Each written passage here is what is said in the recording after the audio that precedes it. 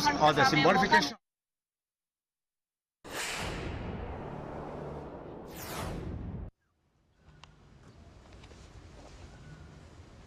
ये तस्वीरें महर्षि विश्वामित्र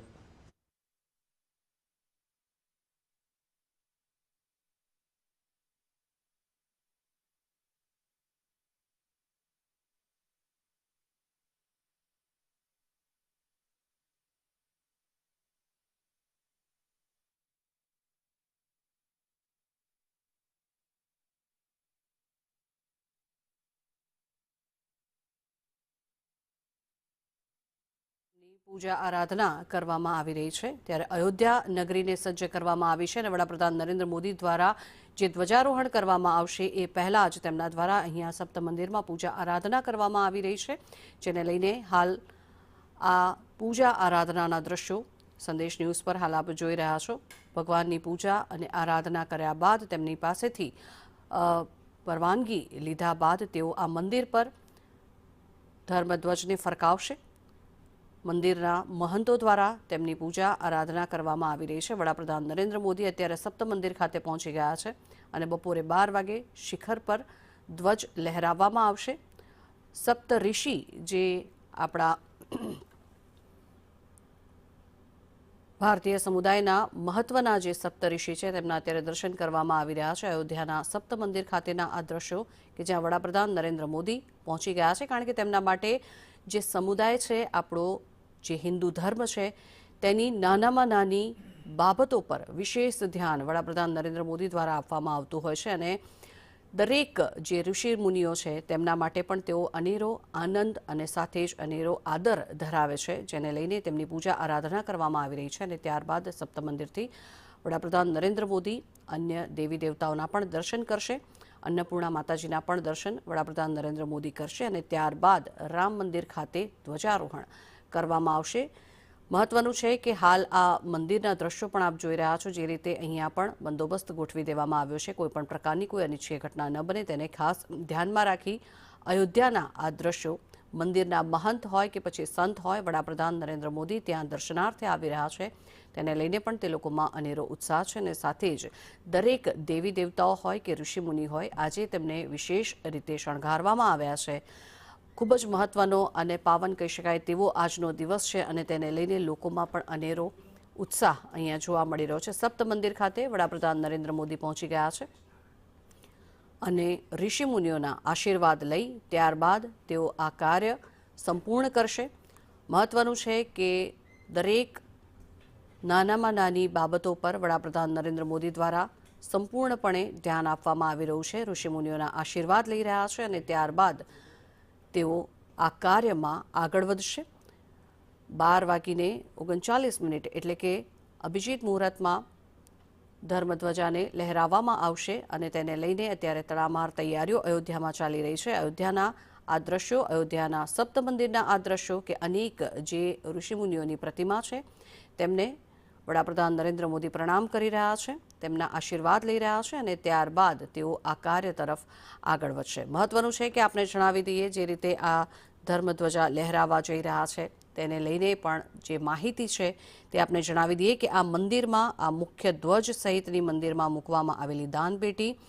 દરવાજાના નકુચા કડા અખંડ દીવા સહિતની વસ્તુઓ પણ અમદાવાદમાંથી જ તૈયાર કરવામાં આવી હતી નોંધનીય છે કે અમદાવાદમાં રહેતા ભરતભાઈ મેવાડાને ત્યાં ધજા બનાવવાની તક મળી હતી સાથે જ જે ધર્મધજા લહેરાવતા પહેલાં જે ઋષિમુનિઓના આશીર્વાદ લેવાના છે તેમને પણ વડાપ્રધાન નરેન્દ્ર મોદી દ્વારા પુષ્પાંજલિ અર્પણ કરવામાં આવી રહી છે તેમના આશીર્વાદ મેળવવામાં આવી રહ્યા છે જે મંદિરમાં મહંત છે તેમના દ્વારા પૂજા આરાધના કરાવવામાં આવી રહી છે અને ત્યારબાદ જે વડાપ્રધાન નરેન્દ્ર મોદીનો કાફલો છે તે આગળ વધશે અન્ય મંદિરોમાં દર્શન કરશે અને આશીર્વાદ મેળવી ત્યારબાદ ધર્મધ્વજને ફરકાવવા માટે વડાપ્રધાન નરેન્દ્ર મોદી પહોંચશે કે જેની ખૂબ જ આતુરતાથી અયોધ્યા નગરીના વાસીઓ રાહ જોઈ રહ્યા છે દેશભરમાં આજે એક અનેરો ઉત્સાહ જોવા મળી રહ્યો છે કારણ કે ખૂબ જ આતુરતા લોકોમાં જોવા મળી રહી છે આજે વર્ષો બાદ એ પ્રસંગ છે કે જેના માટે લોકોએ વર્ષ સુધી રાહ જોઈ છે આ 3 અલગ અલગ દ્રશ્યો અમે આપને બતાવી રહ્યા છીએ એક પહેલું જે દ્રશ્ય છે વડાપ્રધાન નરેન્દ્ર મોદી અત્યારે અયોધ્યાના સપ્ત મંદિર ખાતે પહોંચ્યા છે અને ત્યાં ઋષિના તેઓ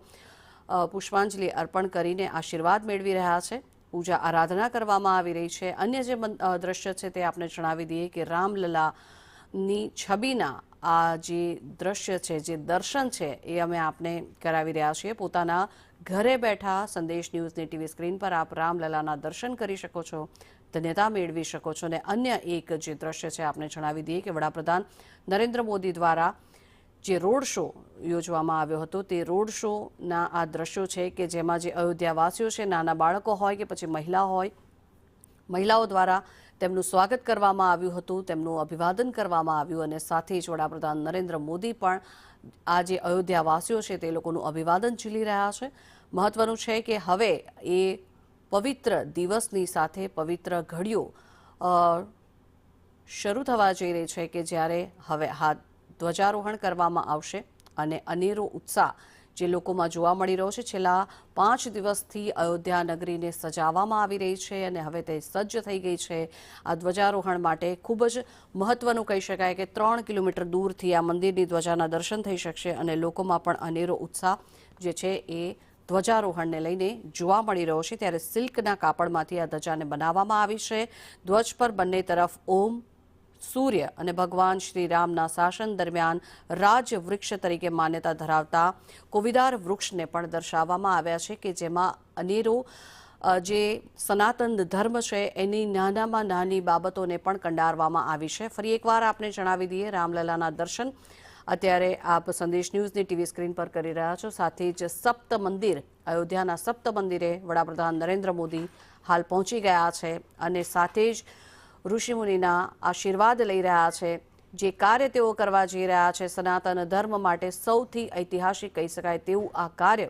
તેઓ કરવા જઈ રહ્યા છે અને તેના માટે દરેક જે દેવી દેવતાઓ છે તે લોકોને પ્રણામ કરી તેમના આશીર્વાદ મેળવી રહ્યા છે અને ત્યારબાદ આ કાર્ય કરવા તરફ આગળ વધી રહ્યા છે. રામ મંદિર કે જે દરેક ભારતીય માટે ખૂબ જ ગર્વનું સ્થળ કહેવામાં આવે છે, ત્યાં હવે ધર્મધ્વજ લહેરાવા જઈ રહ્યા છે વડાપ્રધાન નરેન્દ્ર મોદી અને એ ધ્વજ પર બંને તરફ મેં આપને પહેલાં જણાવ્યું તે રીતે ઓમ, સૂર્ય અને ભગવાન શ્રી રામના શાસન દરમિયાન જે રાજવૃક્ષ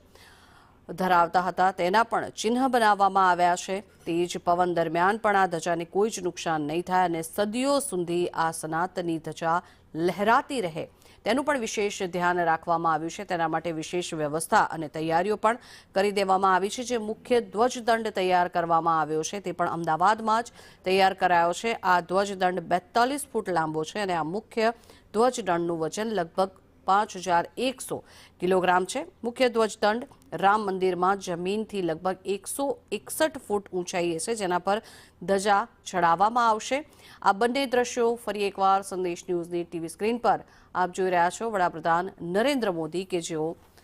ઋષિમુનિના આશીર્વાદ મેળવી રહ્યા છે. તો વડાપ્રધાન નરેન્દ્ર મોદી અત્યારે અયોધ્યા ખાતે પહોંચી ગયા છે.